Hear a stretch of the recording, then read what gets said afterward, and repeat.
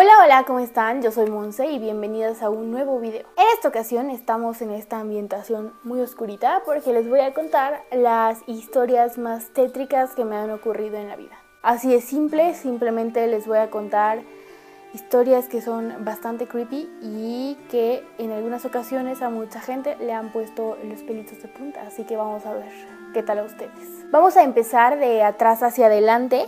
La primera historia de hoy es la historia de la colgada. Tenía supongo 5 años, tal vez un poco más, pero en realidad no recuerdo que mis hermanos hubieran nacido ya. Por lo tanto, debo de haber tenido menos de 5 años, pero este dato no es preciso porque no recuerdo bien. Mis papás solían salir a cenar o simplemente por algo de comer casi todos los días. Mi debilidad en lo personal eran los plátanos fritos, pero ese día no recuerdo que habíamos ido a comer. Todo está muy borroso, toda mi infancia está muy borrosa. Yo supongo que porque era muy pequeña. Lo que sí recuerdo es que íbamos siempre en el coche y para entonces ya era de noche. La colonia en donde vivía era muy chiquita, 12 calles a la derecha y 12 calles a la izquierda y nada más. Todos o casi todos los que viven en la colonia se conocían.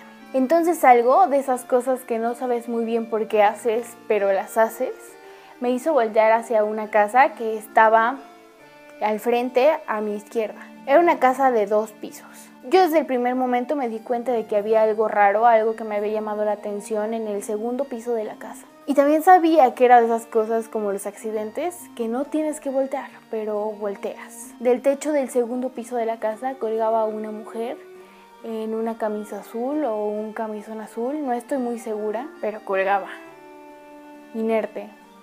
Tan azul su camisa o su camisón como su cara. Fue un microsegundo en lo que pasaba el auto y entonces lo dejé de ver. Y no le conté a nadie. Hasta ahora sé exactamente lo que vi. Tal vez si en ese momento le hubiera contado a alguien me hubiera podido confirmar lo que vi. Como les digo, es una colonia pequeña y todo el mundo se enteraba de lo que pasaba. De lo que nadie se enteró es de lo que yo vi.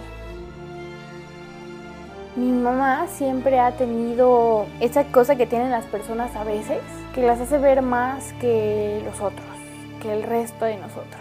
Yo no, yo veo muertos, no apariciones, veo muertos físicos, muertos simplemente. Probablemente he visto alrededor de 10 muertos en mi vida y la verdad es que no me causa insomnio. Tal vez después les cuente de esa vez que estuve en un cuarto lleno de muertos o esa otra vez cuando toqué un corazón. Pero regresemos con mi madre. Ella siente cosas. La cosa es que a veces algunos seres son más perceptibles a lo que pasa y a lo que los otros no pueden sentir. Con esto me refiero a veces a los niños chiquitos y a los perritos, por ejemplo. Mi hermano desde que nació tenía meses cuando no podía dormir. Siempre decía mi abuela que era porque lo habían espantado. Lo limpiaban con huevos, lo desempachaban, le ponían un ojo de venado, lo limpiaban con hierbas. Una vez me acuerdo de que le escupieron no sé qué cosa. Siempre fue más frágil de lo normal y esto, según mi abuela, era porque era un bebé bonito. Cuando tenía como 4 años llegamos a una casa nueva, recién construida que habíamos comprado. Pero pues uno nunca sabe lo que hay debajo del subsuelo, ¿no?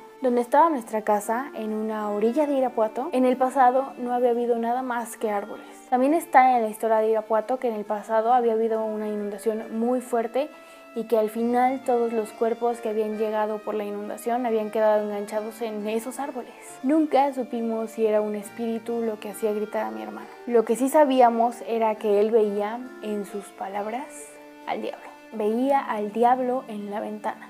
Lo señalaba. No podíamos abrir la cortina de la ventana del comedor sin que él dijera que ahí estaba, viéndonos desayunar, comer y cenar, esperándonos a que nos apareciéramos por ahí, viéndonos todos los días. Como saben, o tal vez no, yo estudié periodismo, pero siempre me gustó la literatura, solo que pensé que me iba a morir de hambre si estudiaba literatura, que al final vino siendo lo mismo, ¿no? Me muero de hambre. La cuestión es que teníamos algunas clases optativas y una de esas clases extras era un taller de literatura. Necesitábamos llevar al día siguiente un cuento y entonces yo dije, bueno, voy a hacer por primera vez un cuento de terror. Qué mejor que contar un cuento con un poquito de sangre. Entonces me sentaba en el escritorio para poder ver hacia la calle. Tenía una ventana pegada a la calle, y para poder fumar y para poder pensar y para poder de alguna manera inspirarme. Entonces, en medio de la noche me llegó un chispazo. La idea más brillante para un cuento de terror. No les voy a contar de qué iba completamente, y si quieren leerlo, aquí abajo en la cajita de información podría ponerlo en mi blog. Pero en pocas palabras, en acciones sangrientas, un hombre terminaba muerto, asesinado, en la explanada que llegaba al final de la calle de la casa de mis abuelos, que era en donde en ese momento vivía. Según lo que recuerdo, tiene mucho que no lo leo, pero lo tengo guardado, había un momento en el que el contenido llegaba a ser hasta asqueante. El sábado siguiente, cuando era la clase optativa, lo leí. Lo leí en voz alta, frente a todo el grupo de lectura. Ese día, después de comer, regresé a mi casa. Cuando llegué, al final, en la explanada, había patrullas cerrando el paso. Había policías por todos lados. Entré a mi casa y lo más lógico es que le pregunté a mi abuela qué había pasado. Nadie sabe muy bien en qué situación, pero un hombre había muerto en el mismo lugar en donde yo había descrito en mi cuento. Lo habían asesinado. Mi morbo le ganó a mi razón y al día siguiente estaba en la escena del crimen. Todavía recuerdo perfecto ese momento, recuerdo a qué olía, recuerdo el viento pegando en mi cara y recuerdo ver la mancha de sangre que no se había quitado, pero que habían tapado con cal los policías. Y ahí estaba. Y ahí estuvo por muchos días, siempre. La mancha roja de sangre en el suelo de la explanada. La verdad es que nunca volví a pasar por ahí, ni por las mañanas cuando salía temprano, ni por las noches cuando regresaba tarde. Pero en mi mente siempre estará que mientras yo leía ese cuento en voz alta, alguien estaba siendo asesinado en el mismo lugar donde yo lo había predicho. Bueno, pues espero que les hayan gustado las historias de hoy. Si quieren saber alguna otra historia, me lo pueden dejar aquí. ¿Ve? Carlos, ¿eres tú? Carlos, ¿ya llegaste? Carlos.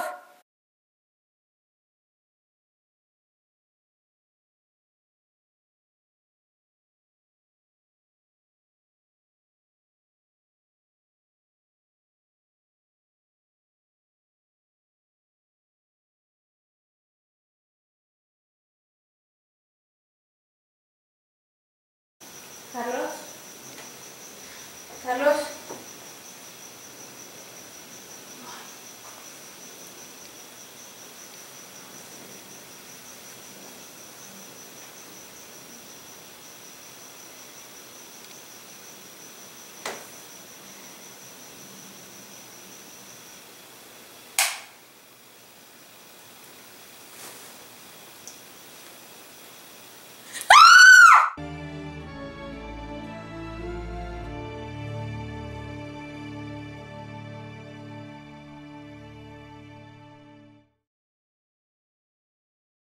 ¿Oki?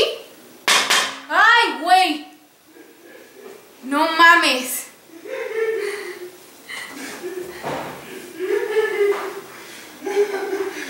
Estuvo cabrón. ¿Te espantaste? Sí. Es que fue súper rápido.